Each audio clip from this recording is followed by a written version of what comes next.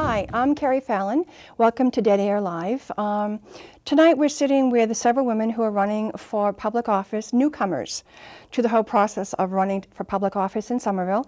It'll be a chance to sit together, share information, and learn a little bit more about the candidates that we have coming up. I would like to ask each of the women to introduce themselves, say what office they're running for, maybe a little bit about yourself and your connections to the community. And we'll start with Carolyn Taylor, who's running for school committee. Carolyn? Thank you, Carrie. I'm Carolyn Taylor. I'm running for school committee in Ward 6. I think the one thing that really fuels my desire to run for school committee the most comes out of my work at the Parent Resource Room at the Edgerly School and my work in the Choice Program, where my own children went. And that's the desire to really bring parents and community members into contact with the schools. I think that makes a circle that if any piece of it is broken, is not as effective, and we're not doing the best job that we could do. Thank you. Denise? I'm Denise Provo. I'm running for alderman in Ward 5 for the second time. I'm not strictly a newcomer in that sense because I ran in 1993. I worked for the city as an attorney for 6 years during the administration of Eugene Brune when he was mayor. One of the things that I admired greatly about Gene was his ability to bring people in the city together to solve problems. And when I perceived that there were problems in my neighborhood and situations I thought that needed attention in surrounding neighborhoods, I looked around and decided that I could provide good leadership there and decided to try to do it. And I'm still going at it. Thank you. Ilana? Thank you. I'm Ilana Mainelli. I'm running for alderman in Ward 4. This is my first time running for political office, although I've worked in other people's campaigns before, both in the city and at the state level. And I have 15 years business experience working in the Port of Boston. I've lived in the city of Somerville for 15 years and in Ward 4 for 11. And the last 6-8 years or so, I get the feeling that we're sliding backwards in this city. I think we made a lot of progress in the city in the late 80s. A lot of people were involved, as Denise was just saying. It felt like more people in the neighborhoods felt they had a stake in helping the improvements in the city and being part of it. And the last couple of years, it's felt like we're sliding backwards. And I've seemed to spend a lot of time, myself and some friends of mine, complaining about that. And I decided this spring that instead of just complaining, it was time to get up and try and do something more about it. Great. Thank you. That actually had been one of the questions I was going to ask as to the reasons why you all decided to run for public office in Somerville. I see this as being a chance for us to sit together to talk about some of the issues that you see being pertinent to your specific districts, and also to talk about what it's like to be someone who is running for a public office in Somerville. Okay, so I have a few questions, but feel free to bring in whatever you think needs to be addressed. I'm curious as to what the feedback was when you all decided to run for public office. How was your support group? You know, family, friends, other politicians. I mean, did it feel like it's something that everyone can think about doing? Carolyn, you want to start off? I think response has really been mostly positive, more than mostly positive. I think my parents were very enthusiastic. They were active in politics when I was growing up, so that's part of my background. My children were positive, my family, and I've had good response from people in the ward, and it's for that reason it's been a lot of fun. Great. Longtime friends, it's kind of helped me reconnect different pieces of my past activities from like I mentioned before, the Choice Program, the Open Air Circus, Youth Soccer League. It really puts connections together and people have input into their ideas about school committee. Great. That's been great. Okay. Denise? Well, as Carolyn suggests, family is key if you have family. My husband was not greatly enthusiastic to begin with, and I went through a process of thinking about it for several months when it was first suggested to me in February or March of 93, and talked about it only with him and only intermittently.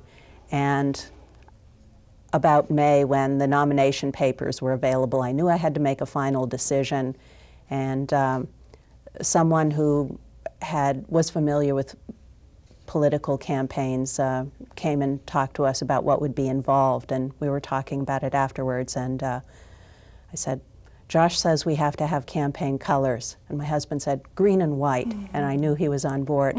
And my daughter was too young then really to understand much about it, except that it meant that there were a lot of people around, and she liked that. But she's old enough now that she does understand, and last February in school they were studying the civil rights movement, and she had all these ideas about government as a result of that. And she started lobbying me to run for alderman again, which surprised me, but I took that seriously. And people I know have been enthusiastic and supportive, especially this time. People I don't even know have called me up and said, won't you run again? And if you run, I'll help you. I have 3 volunteers in their 80s, which is a thrilling thing. And it's really been an affirming experience. It really makes me feel like I live in a little village instead of a big city. That's nice. Thank you. It is. Alana? People have been supportive of me, friends. I don't really have family in the area. Most of my friends, they know that I've been involved in politics for many years. And actually, when I was first thinking of it, and I was being awfully tentative who I told, because I was sort of afraid people would think I was nuts. And I just started bouncing it off a few people, and a couple of people, like one of my best friends said to me, well, yeah, of course you should, That's like when I hear you talking about politics, that's when that's when you're the most happy, you should, of course, that fits, go do it. And that really made me feel like I wasn't out in left field or just crazy for thinking about it. Although sometimes it feels very lonely. I know I've said to Denise certainly, and I think Carolyn as well, that I envy them having the family there when they come home at the end of a hard day just to listen to how it's going. Of course, to be fair, I don't have to worry about trying to feed them or put Denise's daughter to bed. Carolyn's children are a little older and things like that. So I guess the grass is always greener on the other side, But it does feel lonely and it gets very tiring. But yes, affirming I think is a good word. I've gotten really good support from my friends and from really most of the people in the community. Some of them in particular because I'm a woman, which does feel good. And actually going out and the door-to-door campaigning has gone really very well and feels good. So sometimes when I'm tired and it feels like, can I really get out there? But once I get out there, it feels good. So it's been going well. It's just a lot to do. Good. Of course, this brings up the question of how do you raise money? How do you raise money to finance the campaign? Anybody want to kind of? You have to ask. So that means getting out and knocking on doors. What? Knocking on doors is really to introduce myself to people, but I did a fundraiser in June, and I'm doing another one in September, and I mail people invitations and suggest that there is a donation involved. And there are also people that I have called on the phone and said, could you contribute to my campaign? That was hard to do at first, but like any other task, it gets easier with practice, and it's essential. And people understand that it is. And many people are in the habit of giving. It's a very American thing to do. People give to charities, people give to political campaigns, and it's almost a form of self-expression, especially in a culture where people have so little leisure time. If there's something you want to support, one of the ways to do it is with money, and if people can't support it with money, that's fine. Ultimately, it's all about votes, and the money is just to facilitate communication with voters. Okay. I think that's right. That has not been has not seemed so hard. I've tried to make it fun. I had one talent night, which almost made me waver from my campaign. I had so much fun getting people together and performing. It was at the Boston Bake Theater, a great Somerville institution. And I had recruited a lot of people from the Friend Network, and then put a little ad in the paper, mostly, frankly, promoting myself, please come to it, but soliciting people to be in the talent show. Well, I'm getting cold calls. People want to tap dance. They want to, an Irish step dancer. Someone wants to sing. And just this real enthusiasm out there to perform. So after the election, I might have another talent show. But it was really a load of fun. And nice. that night, we had kids coming out of the audience, because they see that, oh, I can do that. I can stand up at the microphone. And so that, I think that first beginning of the talent show, it was so much fun that I don't look now at the fundraising as being an onerous task that I have to flinch from. Oh, wow, that's great. So I envy Carolyn. She's got over that. I certainly find asking for money harder than asking for people's votes or their volunteer support. But as Denise said, like anything else, it gets easier with practice. I guess that's the bottom line. You have to do it, so you get easier at doing it, or it gets easier. And also, the more I feel energy building for my campaign, the more it's easier to ask for the money when you feel that it's part of a real, when you yourself can really believe in what it's for, and when the voters themselves hear more and more about your platform and who you are, so they know that there's something really going on there to support it, then that habit of giving, as Denise said, starts to kick in, and it's not you going up, it's not as much cold calls, so to speak, as they might say in sales. So it gets easier from that point of view as well, and you do what you have to do. Yeah, there certainly is that sense that what you are doing is to be valuable, to be of value to the community that you live in, and that there is a funding need, and that you have a right to ask for the money because you want to present a service that will be. I also know just from some things of doing fundraising with the Women's Commission that it is very difficult to ask for money. I think more so for women than for men at times. And also the fact that the idea of putting an ad in the paper for us, it can be a little bit nerve-wracking, but that it is an important foundation of how do you have a good campaign, how do you get yourself known. And it's nice to know that after a period of time it gets to be a little bit easier, or hopefully it does anyway. And that you can sponsor something that is fun so that children, families, other people can see this as being a great way of having fun and enjoying themselves while they're also supporting something or someone that they really believe in. So that's really, it's nice. Okay, question. What would you like to accomplish or start while you're in office? So is there a vision that you have that you would like to either introduce to your to the city, that you want to continue working on, that you see already happening in the city? I want to start? go ahead. Well, I was walking around Ward 5 today, and because there are a lot of hills, some of them are gentle hills, but there's some extraordinary vistas.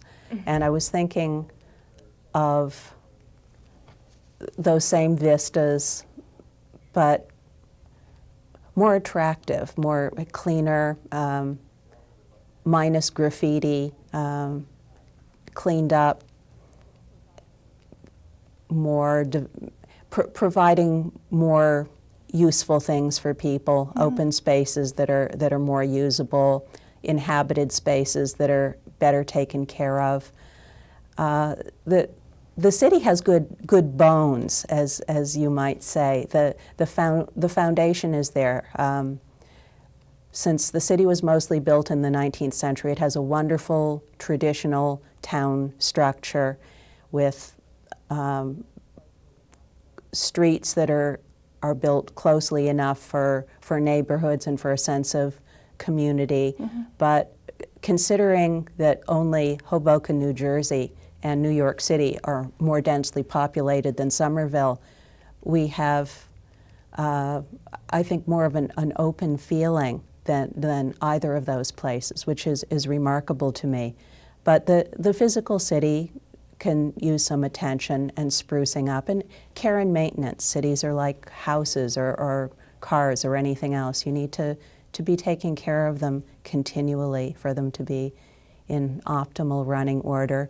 And the invisible part of the city, the way people feel about it and about themselves in it, safe in their homes and on their streets, as if they have connection to each other and connection to the city, confidence in the city, faith in the future. Those intangible things are harder to build probably, but those are my ultimate goal and the things that I would like most to build. Thank you.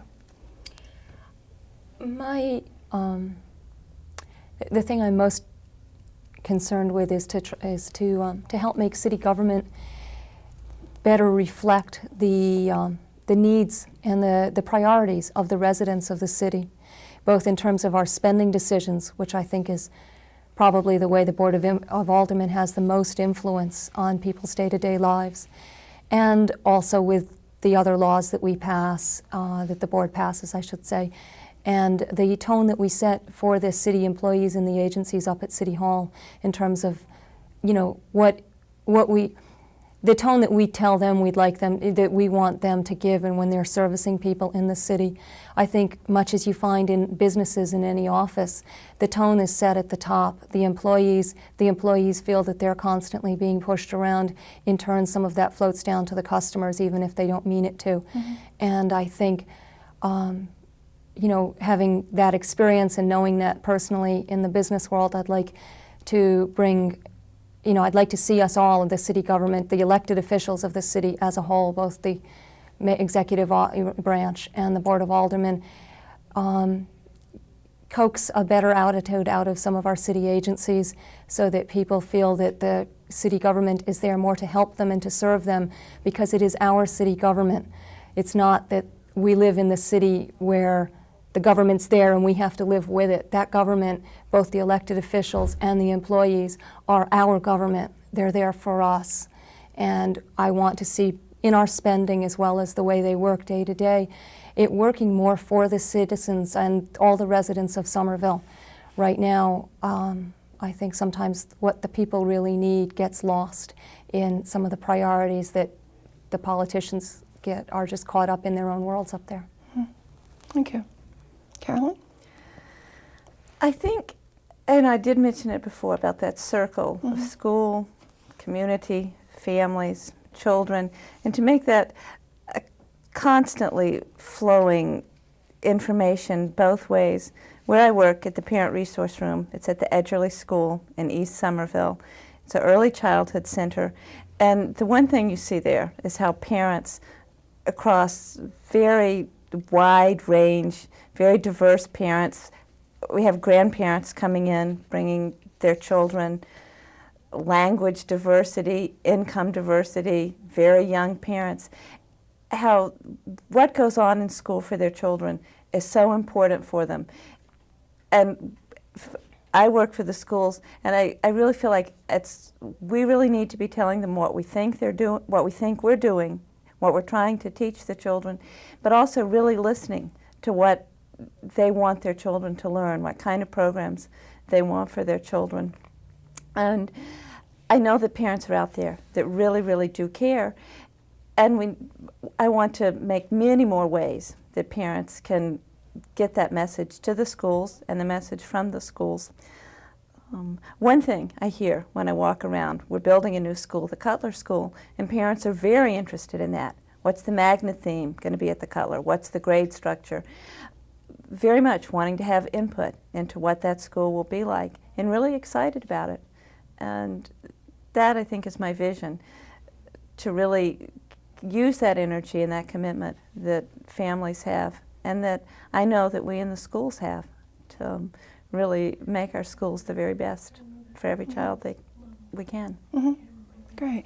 We'll be taking a break in just a few minutes, but you touched on something, Carolyn, talking about the people who are in the city, and there are many factors that come into play, language issues among them. Can you talk about how you think that how we can be more inclusive of the various populations that we have in the city? When I talk about what our goal is to schools, like often I hear that parents asking, what's it going to be like? Mm-hmm. What's the experience going to be like for my child? And our goal always has to be success for every child. I think teachers, schools, you need to look at each child, see what their needs are. And that goes across every group that we have in the city. Whether it's an immigrant group, whether it's a language need, whether it's a diagnosed special need, whether there's a certain program.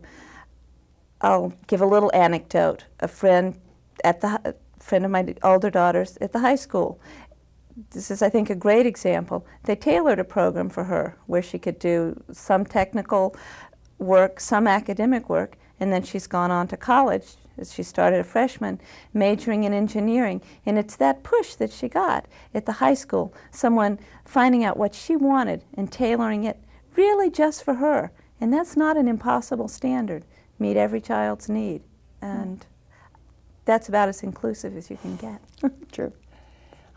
Either of you would like to respond to that before we cut for break? Well, the most inclusive act that I know of is listening to everyone, active listening, not just standing there.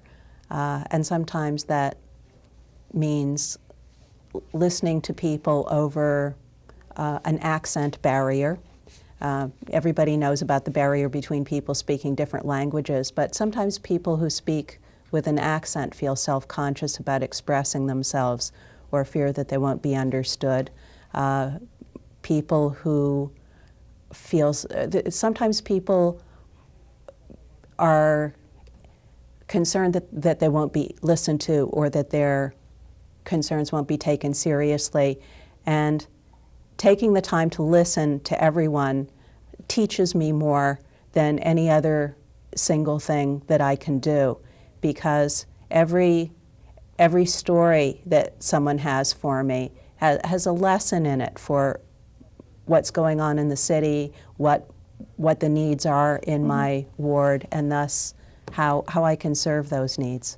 So everybody has something to offer to the whole story, and that's how I get my worldview, my picture of what's going on. Thank you. There's about a minute left. Can you? Yeah, as I talk to the voters in my ward, I feel, and I think most of the voters do as well, as soon as you get by a few of the surface questions, that we really have more in common across these different groups than we do things that divide us.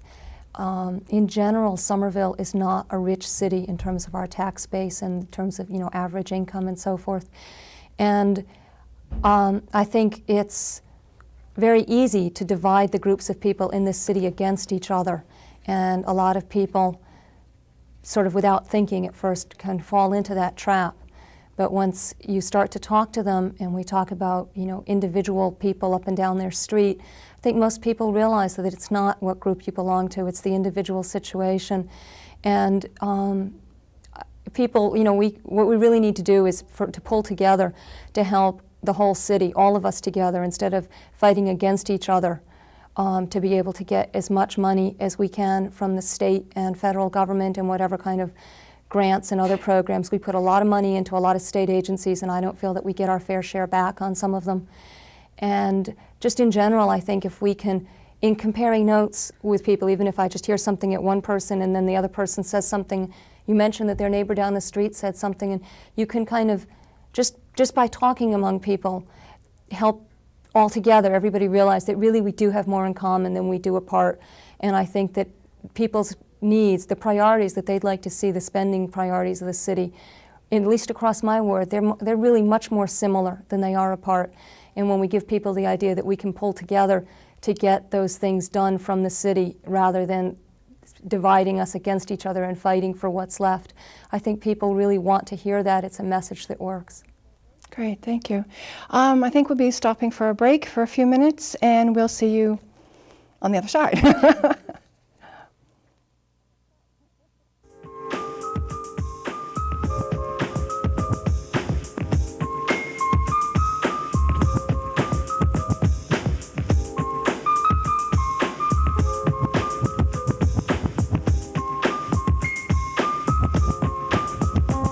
Even though you can't tell whether someone has AIDS by just looking at them, it's still safe to go to school or work with someone who has AIDS because you can't get it through casual contact. For more information, contact the Somerville AIDS Commission, 625-6600, extension 4300, or call the National AIDS Hotline, 1-800-342-AIDS. En español, 1-800-344-SIDA.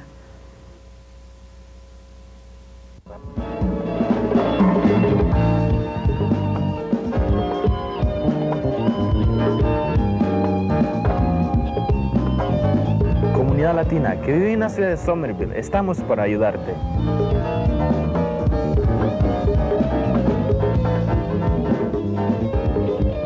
Attention haïtiens dans Somerville, nous là pour nous aider tout le monde organisé. Atenção, comunidade de língua portuguesa, nós estamos aqui para ajudar você. We're here to support you in making positive changes in your own neighborhood. The Somerville Community Partnership is promoting healthy neighborhoods. We are working as organizers to support and provide resources to Somerville residents who are interested in making positive changes in their neighborhood.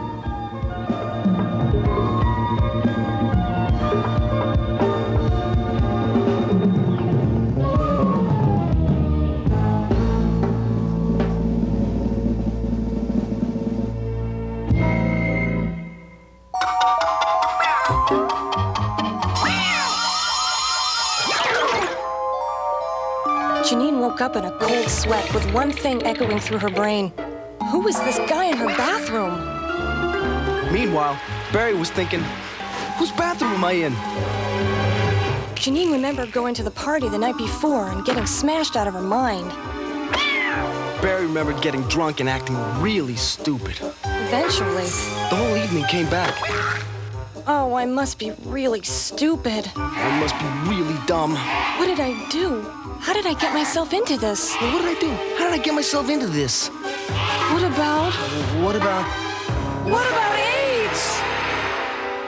Then they both realized, much to their relief, that unlike the rest of us... They were just cartoons. Get high. Get stupid. Get AIDS.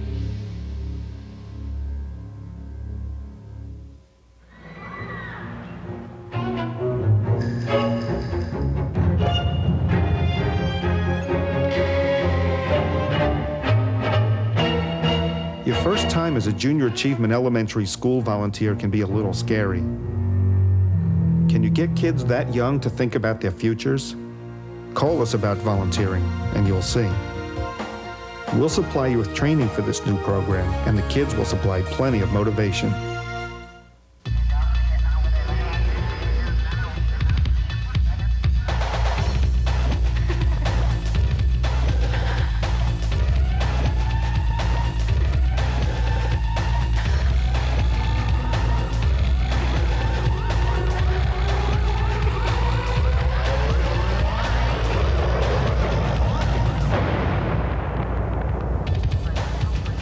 So, whose influence are you under?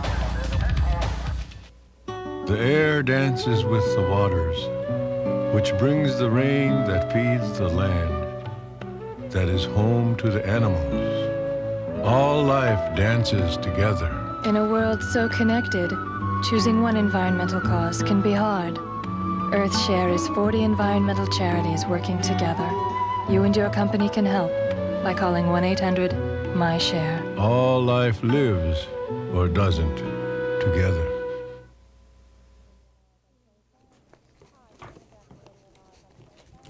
Hi, welcome back to Dead Air Live. I'm Carrie Fallon, and I'm sitting here this evening with three women who are running for political office in Somerville: Carolyn Taylor, Denise Provo, and Alana Manelli. we were just talking about what it's, some of the issues around campaigning. I'm wondering what it's like. Is it difficult to be kind of the new kid on the political block in Somerville? Carolyn, want to start? Well, I think, of course, that's, all the wisdom is that politics favors the incumbent, and you have to have name recognition. It's surprisingly invigorating, though, to go out and actually do it. That actual moment of knocking on the door and talking to people is really, where it comes down to when I feel like I'm really campaigning. And I have to admit, it could go around again and again, and especially in the summer, no one's home. And there's always that moment when you hear someone coming, oh no, I'm going to have to talk to someone.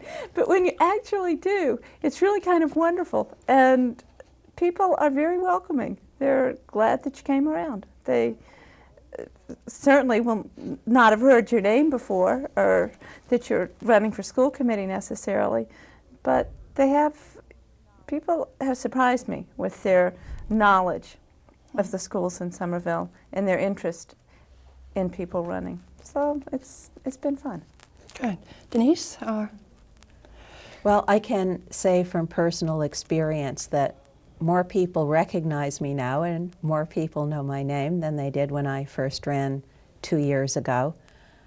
Although 2 years ago it was fun and it was welcoming on the whole. People were receptive, but this time they're even more so. People I spoke to on their front porch or on their steps 2 years ago now are likely to invite me in, and I find myself going on streets and remembering conversations that I had 2 years ago and meeting people again and saying, whatever happened with that, and how's your son? And it's lovely to have that connection and this whole new web of relationships with people. I feel connected to my place now, my home in a way that I would never have dreamed possible in the modern world. Thank you. Alana? Yeah, it's certainly hard, especially getting the name recognition and getting yourself out there at first. It's a little different in my case because there's no incumbent in the seat. The incumbent has decided not to run again, so all of the people running have experience in politics in Somerville, but none of us have actually been candidates before, I don't believe. So in a way it's a little more even that way, but it means that all of us are out there vying for that name and recognition at the same time. And that's the hardest part, although it's a lot easier now because I'm going back to the same streets and the same people that I talked to when we had the campaign to get the signatures on the nomination papers. So at least now when I go back and they say, oh yes, I remember you, and so forth. And it's only a few months ago instead of Denise is saying a few years ago, but there's already some recognition there. And the more the campaign heats up, the more there are announcements and articles in the paper and so forth. That helps as well because again, you're not, people recognize you now sometimes, or I should say recognize me before I have to speak with them, which makes it easier. But it's hard, I think, not just being a first-time candidate, but also because I didn't grow up in the city. As I say, I've lived here for 15 years. I feel I do know the city pretty well, and I certainly have a stake in the city. I've had quite a few chances I could have left, and I've chosen not to, and now I'm working this hard to actually put myself out to do this. I mean, obviously I care.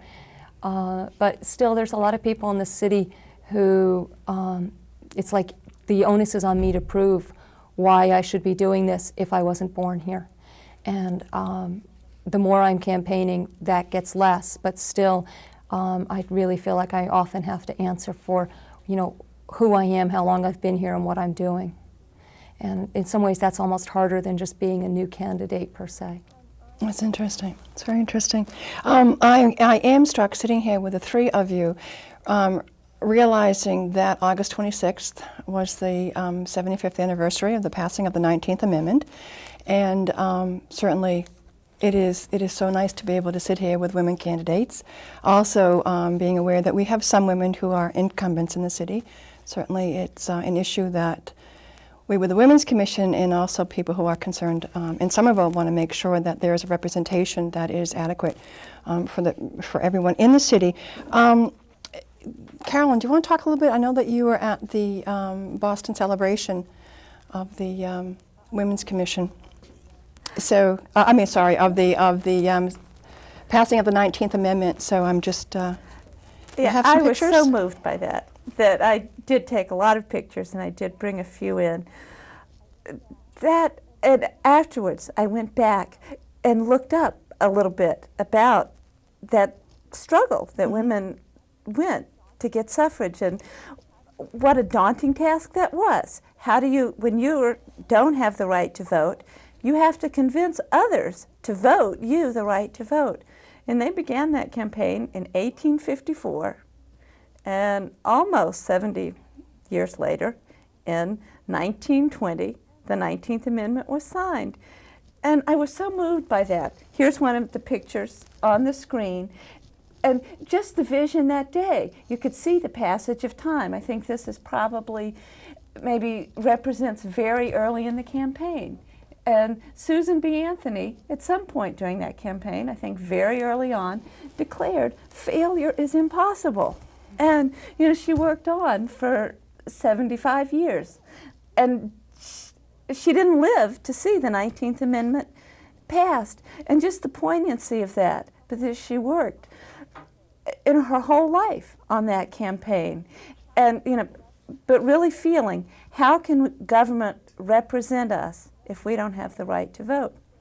And then this is a picture of the Girl Scouts. That's the main reason I was there. I was with my daughter. As you face the screen, I have to give her a plug. She's in the upper right-hand corner. But with Evelyn Murphy, and just these young girls together with older women, it was very, very moving. And that, you know, our foremothers did this for us, to work so hard to get the right to vote. It was just a very, very moving day. And I did have one other. There was one woman, let's see what comes up on the camera now. I took a lot of pictures. You won't be subjected to every one of them. I don't think I'm a great photographer. But that was just really, really powerful. This is, again, some of the Girl Scouts.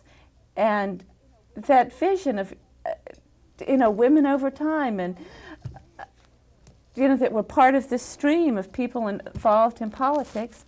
I recognize Emma Forrest, Denise's daughter, as part of this chain of women involved in politics. And Emma was very proud to be there. She knew what she was there for, and she knew what that was about. And at the very end, in Faneuil Hall, there was a ceremony, and there was a young woman, also from the Girl Scouts, who registered to vote that day. And it's important for women, for all citizens, to realize, to be represented, your vote's really, really important. And that was the ultimate meaning of that day. Here is the woman in black with the red shawl. She gave a speech as Susan B. Anthony. And then the young woman in the middle is holding up the torch, of passing the torch of women's involvement and furthering of women's issues in the political process. And there was just, this is in Faneuil Hall. And in the background is Isabel Cheney. She's sitting, again, on the right side of the screen, who's a well-known activist in Somerville and part of that chain of women. And Carrie, you were there. Denise, you were there. Many other people from Somerville were there marching in that parade. And it was really, really fabulous. Well, I know that the focus of it was called Passing the Torch. And certainly as we sit here, we're talking about women running for public office when we think that it was only 75 years ago that we were even given the right to vote. And knowing just by looking at local, you know, newspapers or news that, you know, the national news, that there are so many countries where people cannot vote. And that they lose their lives if they actually try and go out to vote. I'm curious as to what you think about one of the problems that we face here in this country, and also certainly in this city, is the lack of voter enthusiasm. You know, national level, when there are elections during the national elections, that there's more people who will come out. But if we're sitting here talking about this as a right that we have, that it's a major thing that we have as many women running for office now, you want to talk a little bit about the concerns maybe, or some of the things that you see as being that get in the way of local people voting? Well, maybe this is not quite what you were aiming at here, but as Carolyn was talking about that struggle and being involved, and obviously the passage of the amendment for allowing women to vote is before I was born, but I do remember in the same way of opening up the right, the struggle to get the voting age reduced from being 21 years to being 18 years old. And I was a little bit involved in that, and I remember those issues well. And the idea of taking, when you were talking about this woman registering to vote there on the spot, and that being part of the chain of, passing down among women, but also enlarging that right and taking on both the right and the obligation and being part of a democracy. And the change that happened when you could vote at 18, which meant that you could take, seniors in high school sometime in the spring, you could have the whole class go to register to vote as part of their social studies class or something, which makes it all, it's a whole different, it really does bring it to more people and make it part of something you do as part of your growing up, as one of the rites of passage that you're going through at that time. There's usually a couple of things going on at that age, and that becomes one of the things you take on. Now, obviously, not everybody does that, and that's, I guess, what you're saying here, and our problem with participation or low voter turnout. I think we've made real steps at dealing with that by passing the motor voter law nationally. And I know that a lot of the candidates, including myself, have registered a lot of people to vote this year with the mail-in registration forms that we now have. It makes it a lot easier when you're talking to people and you meet somebody, oh yeah, I meant to, but I didn't do it, or this or that, or even, well, I was, but I just moved here, and oh yeah, I'd like to, but you wonder if they'll ever get around to it. But you can just give them the form and they can fill it out and mail it in, or you can take it back.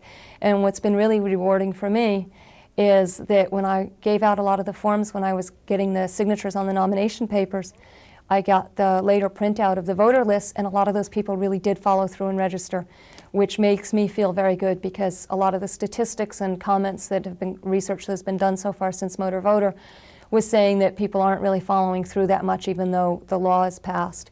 But so far, at least the ones that I know, they are doing it, and I've made a point of going and calling on those people again and thanking them for registering, making sure they know where their polling place is and that they know to come out. And they seem genuinely happy that somebody took an interest in their having registered, and I think that it's going to help bring out more turnout and get more young people involved. It doesn't solve it, but I think it's another step. Great. We better make a quick plug, because for those That's of true. us that have a primary, Yes. Alana Manelli, Ward Preliminary. 4, preliminary, the deadline to register to vote is tomorrow. So you can't much avail yourself of Motor Voter unless I come to your door, which I might, or Alana comes to your door. But get up to City Hall before 4:30 tomorrow. Sound Or like if the you have a voter form police. that anybody gives you, it needs to either be handed into City Hall in person before the Election Commission closes at 4:30 tomorrow, or if you mail it, as long as it's postmarked tomorrow, September 13th. But that is the deadline for filling in the mail-in registration forms to vote in the preliminary on October 3rd.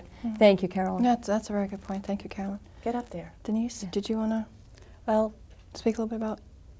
a lot of good points have already been made by Carolyn and Alana. In general, I find a lot of people in Somerville take a lively interest in local politics. Walking around Ward 5, I don't see a lot of this famous apathy. People may be disenchanted with one thing or another and feel that national politics is remote. But one of the things I like about local government is that's the interface. That's where people's lives come into direct contact with government, and where people have the most potential influence over government, and where government has the most effect on the quality of life. And I think it's the most interesting place in politics. The big stuff it seems remote to me too, but the local stuff is right out there. It's when you step out your door or go up to City Hall. It's all around. It's in every public place of the city. And you know you can make a difference. I mean, I feel it as a candidate, and I think the voters feel it, and I certainly feel it as a voter as well, which I still am. I used to be more involved in national elections myself, and as I got disenchanted, I think is a good word for it, and it felt more and more remote. Rather than giving up, I've gotten more involved in municipal politics, and it's a level where you really still know it makes a difference what you do, and you can feel the feedback at every level, and it's true. I don't think people in Somerville are so apathetic. I think there are people who are uninformed, but most of them are eager for information if anybody, can just provide it to them. Good point. You have all mentioned at different times the need to listen to your constituents. You want to talk a little bit about what it's like being out there knocking on doors? What kind of questions do you get asked that's pertinent to your particular race? I often, if I knock, I am excited if I go up and knock on a door and I see those strollers and those trikes. I know, that I've got a hot prospect for school committee because I know that they have children and they'll be interested. And, then they'll ask questions, about specific things they'd like the schools to offer. People would like full-day kindergarten. And that's something that, rings true with me. I know when my own children were in there, I very much felt the need, and I sort of lost a little bit of touch with that as my children went on. And then I realized, well, yes, you feel it really strongly that year your child's in kindergarten. You'd like a little bit longer day for them. You feel like they're ready for it. And that's one thing I really will be working on that I may have lost a little bit of touch with as my girls had gotten older. Full-day kindergarten, I do hear parents feel that they want to be welcomed when they go into their child's school, and that's really important to them. People want more after-school programs, more both activities and then real full-time after-school daycare are issues people are interested in. But I also hear sometimes people lead right off, I don't know about the schools, I don't have any children in the schools. And I feel it a loss, how can I continue this conversation? And then if I can get them a little bit to talk, I feel that if you're talking about local issues, that the schools are really the central institution, and they set the tone for the whole town. And I think older people, maybe younger people without children, they believe that too. They may not know what goes on day to day in a particular school, but they do want the schools in Somerville to thrive, and they're willing to talk about it too. So it's been great. Great. Denise?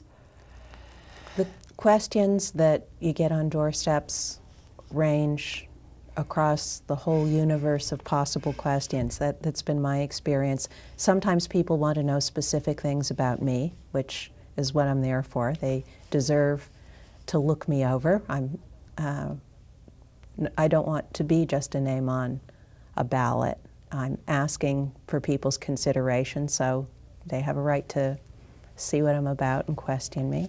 But people have a lot of interest in their neighborhoods.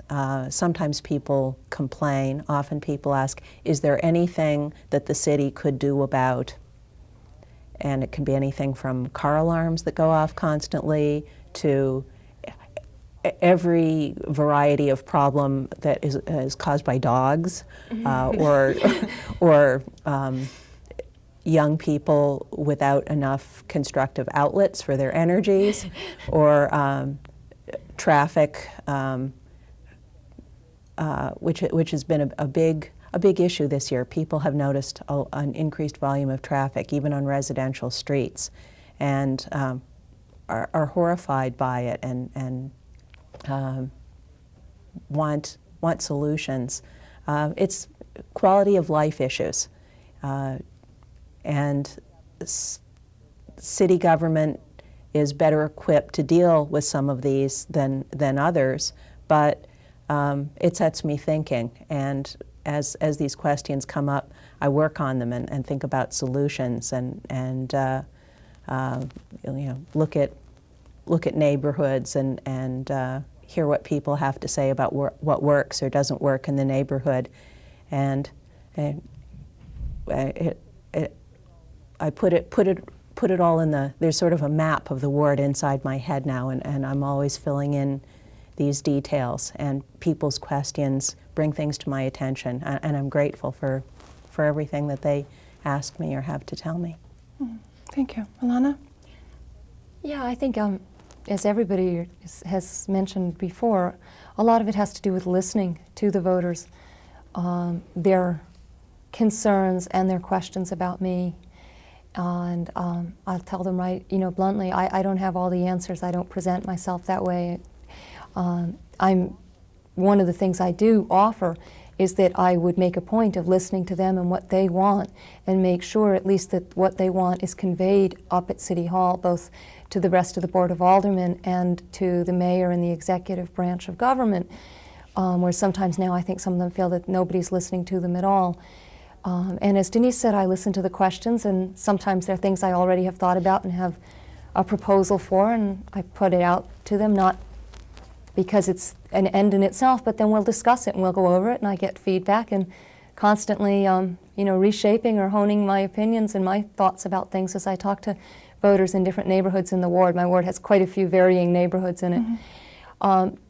I think the things that I hear the most are concerns about safety, crime, public safety, and also all manner of traffic issues, whether it's people turning left where they shouldn't be, or they do want a light, or they don't, or the cars going too fast, or the lack of street cleaning, or the potholes, or whatever. A lot of that is parochial to individual, corners or streets. There's a lot of concern about crime. The city is not. I don't feel it's unsafe or that that we're in a bad way about it, but I know there've been a couple of really visible incidents this year that have raised people's fears, especially in my ward, and so it is on people's mind. And I try to talk honestly with them about what we think is possible given the amount of money we have, what are the best ways to spend our money to help deal with some of those problems. And also hear some things about housing. People, of course, want more affordable housing, and what role does the city have in trying to do that? I think those are probably the things that I hear the most, and as I said before, who am I and what am I about as well. Thank you. We have a few more minutes left, and I would like to give each of you a minute or so to maybe kind of recap for us all just your vision. Will you be accessible after you've been elected? I think oftentimes constituents feel like I can put you into office and then I can never get in touch with you. Will you be available to the people that you work with? Will you still be listening as actively as you are now? And maybe just again sharing your vision and what you hope to do when you're in office. Of course, Carrie. Yes, Carol. Of course. And how I plan to do that is under the Ed Reform Act, which of 1993, each school has set up a school council, which has teachers, principals, parents, and community members. And they have a charge to really make a direction in the life of every school of the city. And certainly of the schools in my neighborhood, the Brown School, the Powder House School, the Kennedy School, I really intend to go to those school councils and hear what people's vision is for their school and to see what I can do at the school committee level. As I mentioned before, parents are interested in having something to do about the Cutler School, saying, what will be the theme? What will that school be like? I'm just got so interested in that.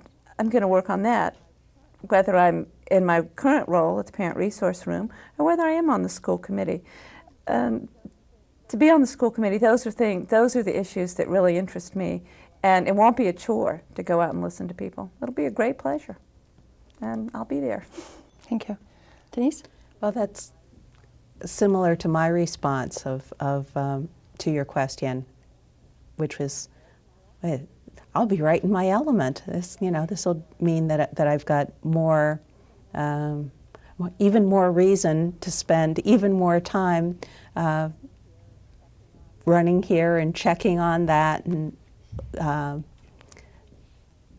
taking care of an area of the city that's my home, that's important to me, and I'm kind of that way now. I'm the sort of person that says that car doesn't have a license plate, that shouldn't be parked there, and I'll go home and make a phone call. That was a habit from when I was in the law department. Or, oh, look at that crack in the sidewalk. Somebody could trip there. That's dangerous. So I have this inner habit of fixing things anyway. So yeah, I look forward to being even more of a fixer, more of a helper.